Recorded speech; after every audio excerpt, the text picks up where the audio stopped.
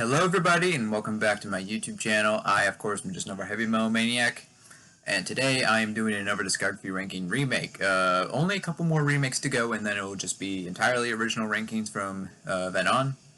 But today I'm doing a remake of my Godflesh ranking. I did this tier list not too long ago, and now I'm of course doing it in my brand new format. Godflesh are a band that really need no introduction. Pioneers, legendary band of industrial metal, post-metal. They influenced countless bands that I love and just countless bands that I'm sure all of you love. One of the most important influential metal bands of all time. So yeah, without further ado, enough of my ramblings. Let's just get right into the ranking. We're going to be going over all 9 of their studio albums. So none of the EPs, because I know that they have a lot of EPs, but we're only counting the studio albums. And without further ado, let's get into it. Starting at number 9, coming in dead last, is their 1999 album, Us and Them. This album is really kind of an oddity in Godflesh's entire discography. It is one of their most radically different sounding albums. Justin Broderick said when this album first came out that he hated this album. He did not like it at all. He felt it was representative of the band's ongoing kind of identity crisis at the time. Over the years, he said that his hatred for the album was kind of overstated, but he still finds that there's, cringe. He says cringe-worthy moments. He says this album, he still finds there's cringe-worthy moments on it. And I would be inclined to agree. This isn't even really like metal. This is kind of more along the lines of kind of just straight up kind of industrial music. There's a lot more electronic influences. The guitars and the metallic elements have become much less prominent on this album. There's a lot more kind of influence from the UK kind of electronic music scene at the time. I guess they called it like jungle music, like back in the 90s. There's definitely a lot of that on here. It kind of feels like an industrial rave album at points. It's just odd. There's rapped vocals on the song Defiled. I don't associate rapped vocals with Godflesh. I don't know. I'd find that song to be very cringeworthy for that. But I don't know. There's songs here that have like kind of decent moments, and it kind of has a cool atmosphere. But honestly, for me, this just kind of doesn't really feel like a Godflesh album because, again, what makes Godflesh Godflesh is that blending of the industrial elements but also the metal elements. This is kind of just kind of industrial hip-hop, I guess. I don't know. This album is just very odd. It honestly feels kind of like a soundtrack album at points. It reminds me a lot of like the Fight Club soundtrack. So maybe if you were to put this on in like an underground club of some sort, it would serve as a great kind of soundtrack. If you take out all the vocals, it would serve as a great kind of soundtrack album. But for me, as a listening experience, and as someone who's not really into this kind of style of music really to begin with a lot, this album really doesn't do anything for me. So for me, Us and Them, I know this album has its fans, but for me, it's my least favorite Godflesh album. Number 8 for me is Post Self, released in 2017. This album, while I don't think it's bad, I don't think Us and Them really is bad either. It's just, I don't know, I just think that album was a bit of a misstep. This album, it has a couple good tracks on it. Like, I think the title track, Post Self, is really solid, and the song Parasite, I think, is pretty good. But to me, I feel like a lot of, like, Yezu, like Justin Broderick's other project, I feel like too much Yezu kind of creeped into this album, and there's a lot more kind of, like, shoegazy stuff on here. It doesn't really, again, feel like a traditional Godflesh album. It's not... Again, to me, a lot of this feels more like stuff you would get on a Yezu album as opposed to a Godflesh album. And, it's just kind of odd. Again, there are those 2 songs in particular I really like, and there's other songs that have decent moments, but overall for me, Post Self, I don't think it's really a great album. It's not one I'm going to return to super often if I want a Godflesh album, and this one came out right after one of my favorite Godflesh albums, so it does also kind of suffer from that as well. Yeah, I'm sure this album, I'm sure, also has its fans. I might catch a bit of flack for this, but for me, I'm not too big on this album, so Post Self, for me, lands at number 8. So my number 7 choice is Hymns, which was released in 2001. A couple things that make the album kind of stand out a bit in their discography. For one, this is their second and final album to actually feature a human drummer as opposed to a drum machine. This features, excuse me, this features Ted Parsons on the drums, who he's done drum work for Swans and Killing Joke, which obviously those were two of Godflesh's major influences. So it's kind of cool that this dude got to play with them, and he also did drum work for Prawn, which I thought was pretty cool. One other thing that makes this album kind of stand out is it feels like it feels lighter than a lot of their other stuff. It's not as dense or as heavy. It kind of feels like maybe they were pushing for a more accessible sound on this album, but they still managed to write some pretty good songs, I think. Like, I like the song Deaf, Dumb, and Blind. Tyrant is pretty good. Animals is pretty good song too. So there are some songs here that kind of stick out as like, okay, maybe you're trying to be a bit more accessible. Like Anthem and Regal kind of scream, like not outright like radio nugget territory, but it's getting to that level kind of. Like it definitely feels like they were pushing for a maybe slightly more accessible sound on this album, but still heavy. It's still got heavy songs, still got good songs on it. Of course, this was the final album before they initially broke up. I think, 1 year later, 2 years later, somewhere around there, and they did eventually get back together, obviously. So yeah, maybe this was kind of a sign of like inner turmoil with the band. So yeah, who knows? For me, I think it's a good album, but it's not one I'm going to return to super often. So that's why for me, Hymns lands at number 7. My number 6 choice is Selfless, released in 1994. This album is pretty different from the two that preceded it, which we're going to get to those. Justin Broderick has described this as their rock and roll album, which I don't think it's really accurate at all to call this definitely not a rock and roll album. It's still very much kind of an industrial metal album, but it is definitely this and Hymns can be are similar, which it feels like they were maybe pushing for a more accessible sound, or they were on Earache, so maybe Earache was pushing them for a more accessible sound because Earache, that they did that a lot in the 90s, and that's why Earache, they're a shitty label, and I think everyone knows that, but anyways. But they managed to write some pretty killer songs on this album, like Anything Is Mine is pretty good. Black-Boned Angel is an awesome song, I love that song. Crush My Soul, which was actually released as a single, I don't think it charted really at all, but that song is really good. Toll is also pretty good. If I had to complain, one thing about this album is that the final track, Go Spread Your Wings, is 23 minutes of just like noise and feedback.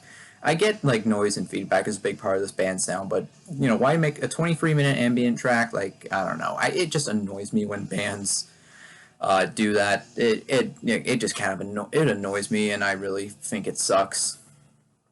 But yeah, this is honestly a solid album in my opinion. Again, it is kind of lighter than a lot of the other stuff in their discography, but I don't think that necessarily makes it worse. It's just for me, it's kind of more lower half of the pack. So for me, Selfless, it lands at number 6. My number 5 choice is Songs of Love and Hate, released in 1996.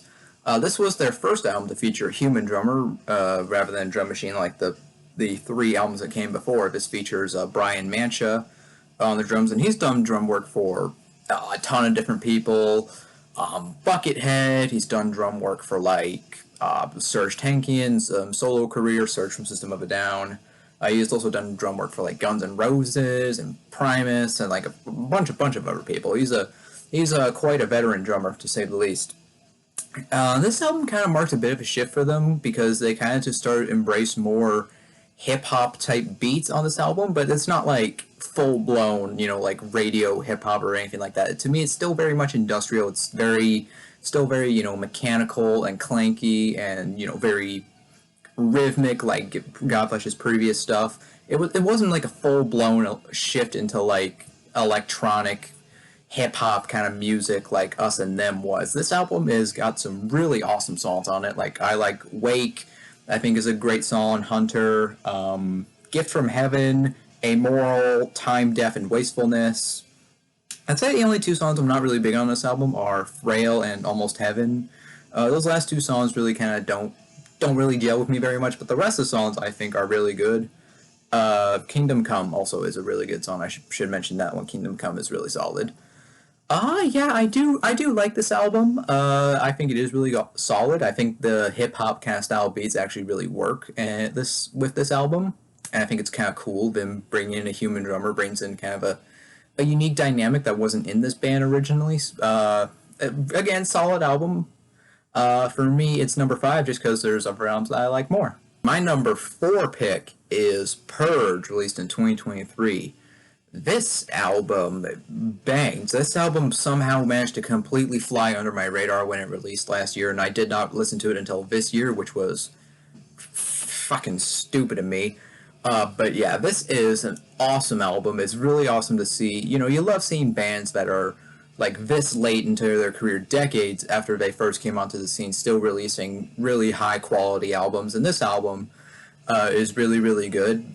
This album feels like a continuation of Pure, which came out in 1992. We'll get to that album. I feel like they're definitely similar in a lot of ways. And for the title, I actually did a reading about it. I think it's interesting. Justin Broderick, he said that the title of this album, Purge, was a reference to his diagnosis. He was diagnosed with PTSD and autism.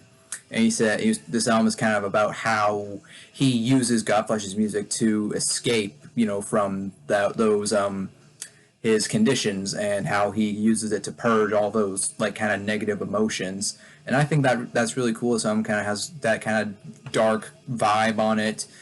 And they write some really killer songs on here. Nero is a great opener. Army of Non is a great song. Permission, The Father, You Are the Judge, the Jury, and the Executioner, the big 8-minute long closing song, is really good too.